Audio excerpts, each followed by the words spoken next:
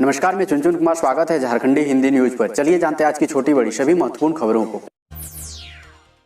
झारखंड की हेमंत सोरेन सरकार का बड़ा फैसला। अब 9वीं व 11वीं के 8 लाख छात्र भी बिना परीक्षा दिए होंगे प्रमोट। ये है बड़ी वजह। झारखंड की हेमंत सोरेन सरकार ने बड़ा फैसला लिया है। कोरोना महामारी के कारण झारखंड में कक्षा 9 व 11वीं के छात्र सीधे अगली कक्षा में प्रमोट किए जाएंगे। कक्षा 9 व 11वीं में 8 लाख बच्चे नामांकित हैं। झारखंड माध्यमिक शिक्षा बोर्ड के निदेशक हर्ष मंगला ने राज्य के सभी स्कूलों की कक्षा 9 और 11वीं की छात्रों को बगैर परीक्षा के अगली कक्षा में प्रमोट करने का फैसला लिया है। हॉर्स ट्रेडिंग केस में पूर्व मुख्यमंत्री रघुवर दास भी बनाए गए अभियुक्त। हेमंत सरकार से बोले, जांच से डरता नहीं। राज्यसभा चुनाव 2016 से जुड़े हॉर्स ट्रेडिंग मामले में जगन्नाथपुर थाना में दर्ज केस में पूर्व मुख्यमंत्री रघुवर दास भी अप्राथमिक अभियुक्त बनाए गए हैं। केस में प्राथमिक अभियुक्त पूर्व में सिर्फ तत्कालीन एडीजी अनुराग गुप्ता और मुख्यमंत्री के तत्कालीन प्रेस सलाहकार अजय कुमार को बनाया गया था। जीएसटी परिषद की बैठक आज। मोदी सरकार को घेरने की तैयारी में 7 राज्य, हंगामे के आसार। वित्त मंत्री निर्मला सीतारमण की अध्यक्षता में शुक्रवार को हो रही जीएसटी परिषद की बैठक में हंगामे के आसार बन रहे हैं, क्योंकि गैर भाजपा शासित 7 राज्यों ने कई मुद्दों पर सरकार को घेरने की तैयारी की है। जीएसटी परिषद की यह अहम बैठक 28 मई को होने जा रही है। करीब 7 महीने बाद होने वाली इस बैठक से पहले राजस्थान की अगुवाई में 7 राज्यों की वित्त मंत्री की वर्चुअल बैठक हुई है और यह अनुमान लगाया जा रहा है कि जीएसटी परिषद की बैठक से पहले गैर भाजपा शासित राज्यों की ओर से केंद्र सरकार को घेरने की तैयारी की गई है। इस बैठक में राजस्थान समेत 7 राज्यों पश्चिम बंगाल, पंजाब, झारखंड, छत्तीसगढ़, केरल और तमिलनाडु ने केंद्र सरकार से अल्टीमेटम देते हुए कहा है कि कोविड-19 संबंधी सामानों में जीएसटी की दरें शून्य हो।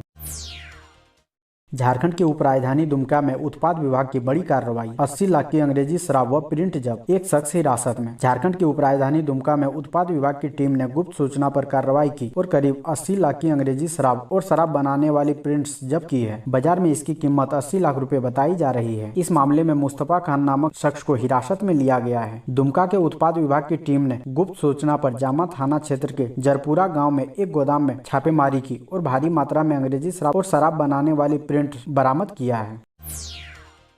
झारखंड में कोरोना से मौत की संख्या तेजी से घटी। 25 दिन पहले हो रही थी लगभग 150 मौतें, अब हो रही सिर्फ इतनी। राज्य में कोरोना की लहर अब कमजोर होती जा रही है। नए संक्रमित कम मिल रहे हैं और स्वस्थ होने वालों की संख्या भी बढ़ रही है। वहीं कोरोना से मरने वालों की संख्या में भी काफी कमी आई है। 25-30 दिन पहले कोरोना से रोजाना 125 से 150 के बीच संक्रमितों की मौत हो रही थी। स्वास्थ्य विभाग के आंकड़ों के अनुसार 1 मई को 159 संक्रमितों की मौत हुई थी। यह राज्य में कोरोना के पीक का वक्त था। उस समय गंभीर संक्रमितों को अस्पताल में बेड तक नहीं मिलता था। अस्पताल के बाहर संक्रमित दम तोड़ देते थे। हालांकि अब स्थिति बदल रही है। विगत 5 दिनों में कोरोना से मौत का आंकड़ा 20 पर आकर रुक गया है। विशेषज्ञों का कहना है कि वर्तमान में जिन संक्रमितों की मौत हो रही है वह पहले से ही गंभीर अवस्था में अस्पतालों में भर्ती थे। इसके अलावा कुछ संक्रमित गंभीर स्थिति होने पर अस्पताल पहुंच रहे हैं।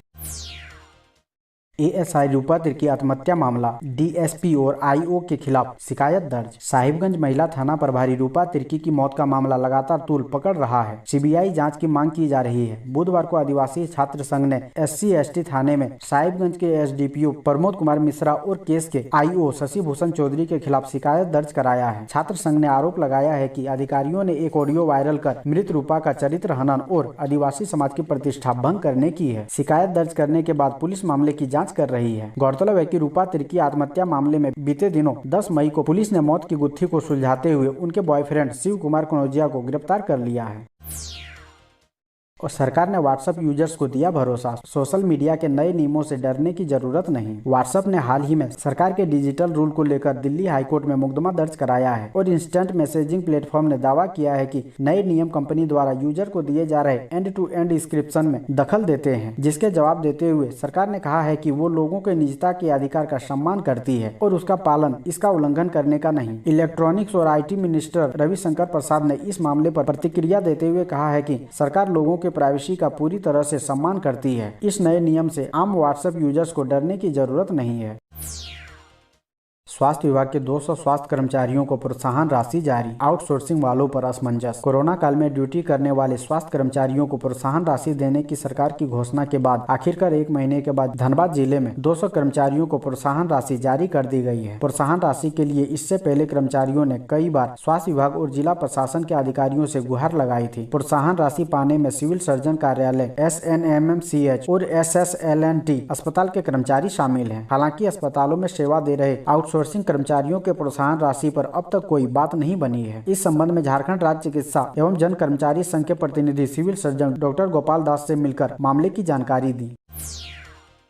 झारखंड में टीकाकरण में बेहतर करने पर पंचायतों को मिलेगा 5 से 20 लाख तक का पुरस्कार, मंत्री ने की घोषणा। झारखंड के श्रम नियोजन व प्रशिक्षण सह कौशल विकास मंत्री सत्यानंद भोक्ता ने कहा कि टीकाकरण में अग्रणी भूमिका निभाने वाले पंचायतों को पुरस्कृत करेंगे। स्थानीय विधायक सह मंत्री ने इसके लिए 4 प्रकार की श्रेणी का निर्धारण किया है। वैक्सीनेशन के 100% लक्ष्य को पूरा करने वाले पंचायतों को संबंधित मुखिया के अनुशंसा पर 20 लाख रुपए की योजना अपने निधि से देंगे। दूसरे स्थान पर रहने वाले पंचायत को 15 लाख, तीसरे को 10 लाख और चौथे को 5 लाख रुपए का आवंटन दिया जाएगा। उन्होंने आगे कहा कि वैक्सीनेशन के मामले में चतरा प्रदेश और देश में उत्कृष्टता प्रस्तुत करेगा। उन्होंने कहा कि यहां पर वैक्सीन की कमी नहीं होगी। राज्य व केंद्र सरकार के बीच समन्वय स्थापित कर वैक्सीन की कमी को दूर करेंगे।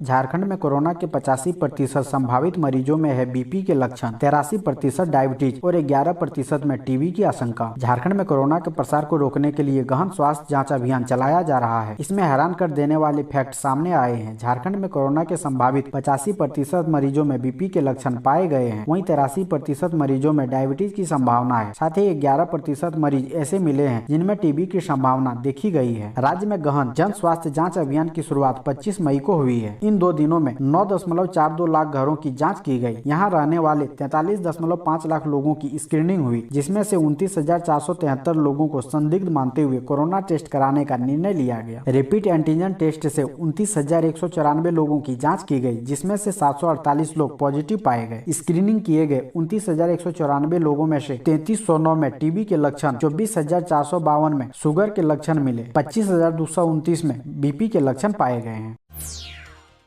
सीएम हेमंत सोरेन ने कंपनियों को लिखा पत्र, 18 से 44 उम्र के लोगों को वैक्सीनेशन के लिए मांगा सहयोग। कोरोना महामारी के दौरान केवल वैक्सीनेशन ही लोगों को सुरक्षा कवच उपलब्ध करा सकता है। झारखंड के मुख्यमंत्री हेमंत सोरेन ने झारखंड में कार्यरत विभिन्न कंपनियों को पत्र लिखकर आग्रह किया है कि कंपनियां CRS फंड के तहत अपने अपने कार्य क्षेत्र में 18 से 45 साल के लोगों को कोविड-19 का वैक्सीन दिलाने में मदद करें। मुख्यमंत्री ने कहा, आज पूरा देश इस महामारी से जूझ रहा है। कोरोना की दूसरी लहर भयावह रही है। राज्य सरकार ने अपने सीमित संसाधनों के साथ इस महामारी का सामना किया और निरंतर कर रही है। सभी को जीवन का अधिकार है। यही वजह है राज्य सरकार ने राज्यवासियों के लिए जाति, धर्म और संप्रदाय से ऊपर उठकर सभी को निःशुल्क वैक्सीनेशन की व्यवस्था की है।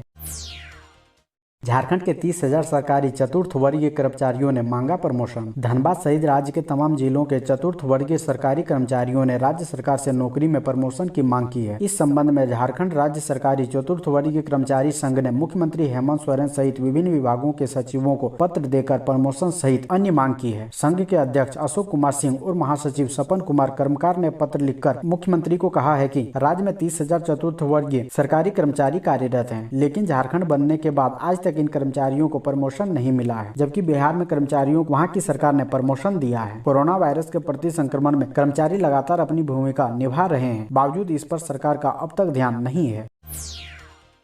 धनबाद से कोई नहीं, डिजिटल कंटेंट तैयार करने के लिए राज्य से 38 शिक्षकों का चयन। डिजिटल कंटेंट तैयार करने में धनबाद जिले के शिक्षकों की भूमिका नहीं होगी, क्योंकि डिजिटल कंटेंट तैयार करने वाले रिसोर्स ग्रुप में जिले के मध्य, उच्च तथा +2 विद्यालयों के एक भी शिक्षक शामिल नहीं है, जबकि जिले से भी इसके लिए शिक्षकों का नाम मांगा गया था। रिसोर्स ग्रुप में 14 जिलों के 38 शिक्षकों का चयन किया गया है। यह शिक्षक 30 जून तक झारखंड शैक्षिक अनुसंधान और प्रशिक्षण परिषद के साथ ऑनलाइन डिजिटल कंटेंट की सामग्री तैयार करेंगे और उसे उपलब्ध कराएंगे। बताते चले कि कोविड संक्रमण के प्रभाव से स्कूलों में पठन पाठन स्थगित है। ऐसे में सरकार ऑनलाइन शिक्षा और डिजिटल कंटेंट उपलब्ध करा रही है।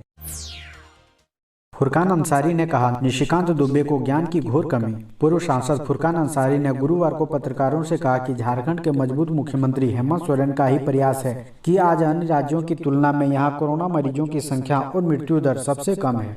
मरीजों को बचाने के लिए उचित इलाज के क्रम में कुछ लोगों की मौत हो गई है, परंतु सरकार की ओर से जान बचाने की भरपूर कोशिश की गई, जो सराहनीय है। कहा कि गोड्डा सांसद का कफन के बारे में जो बयान आया है वह बेहद शर्मनाक है। सांसद को ज्ञान की घोर कमी है। अथक प्रयास के बाद जिस गरीब को नहीं बचाया जा सका है, उसे उठाने को स्वजन भी तैयार नहीं है। उसे कफन और लकड़ी देकर शमशान घाट पहुँचा देना व सम्मान के साथ अंतिम संस्कार कराना राज्य सरकार का सराहनीय कदम है। झारखंड सीएम हेमंत सोरेन के आदेश पर लातेहार के हिरहंज सीओ सस्पेंड। गिरिडीह के सरिया में सरकारी जमीन दूसरे के नाम करने का है मामला। झारखंड के लातेहार जिला अंतर्गत हिरहंज प्रखंड के अंचलाधिकारी सुनीता कुमारी को मुख्यमंत्री हेमंत सोरेन के आदेश पर कार्मिक एवं प्रशासनिक विभाग ने निलंबित कर दिया है। सुनीता कुमारी पर गिरिडीह जिला के सरिया अंचल में अंचलाधिकारी पद पर रहते हुए सरकारी भूमि का अवैध रूप से नामांतरण कराने का आरोप है। मामला प्रकाश में आने के बाद गिरिडीह डीसी ने इस मामले की जाँच अनुमंडल पदाधिकारी से कराई थी, जिसमें मामला सही पाया गया था। गिरिडीह डीसी ने जाँच रिपोर्ट के आधार पर अंचल अधिकारी सुनीता कुमारी के खिलाफ विभागीय कार्रवाई शुरू करने का प्रस्ताव मुख्यमंत्री के पास भेजा गया था, जिस पर मुख्यमंत्री ने अपनी सहमति प्रदान की थी। वकीलों का काला कोट ही ई पास, कोयला कर्मचारियों को भी छूट। झारखंड राज्य परिवहन मुख्यालय ने ई पास की पुरानी व्यवस्था में कुछ संशोधन करते हुए नया आदेश जारी किया है। यह आदेश 3 जून तक प्रभावी रहेगा। इसमें न्यायिक पदाधिकारियों के अलावा न्यायालय कर्मी व वकीलों को ई पास की अनिवार्यता से मुक्त कर दिया गया है। साफ कहे तो काला कोट पहनकर सड़कों पर गुजरने वाले वकीलों को पुलिस जांच के लिए नहीं रोकेगी। हाँ, कोट नहीं पहनने वालों से जांच के दौरान पहचान पत्र मांगा जाएगा। अंतिम यात्रा में शामिल लोगों के अलावा वैसे किसानों को जो अपने कृषि उत्पाद को बेचने जा रहे हों, उन्हें भी ई पास की व्यवस्था से मुक्त किया गया है।